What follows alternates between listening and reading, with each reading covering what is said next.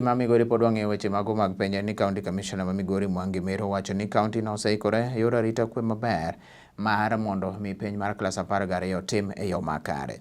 Meru lero ni giseiko kaka chenro biro dhi nyime kendo koro jopuonjre maromo 22,695 e sub counties 10 biro yudo penj e yo makare. Kind jopuonjre go yawuoyi gin 12,158 ka joma nyiri 10,597 mande koro nochako penj odiochieng' ma kawuono.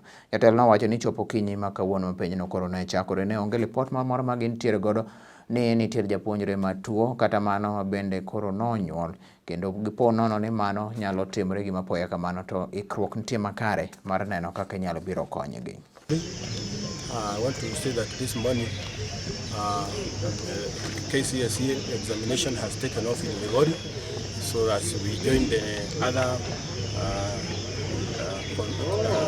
candidates in the entire county. And in Migori County, I want to say that we have properly arranged and briefed the center managers.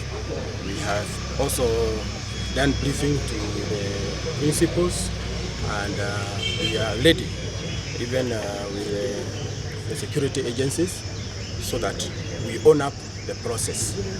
We have a candidature of about 22,695 in the 10 sub-counties of Migori, and among them we have 12 containers from where the examination has been kept, secured, and now we have dispatched it this morning.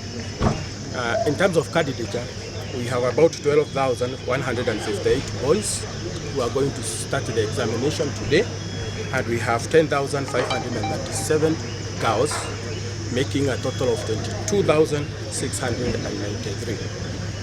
We want to assure them that in the total 299 centers are properly managed, and the police officers are already with us. We have briefed them and we have asked them to be very serious with the security arrangement, so that the way the exam has been dispatched this morning will also come in safe back to the country.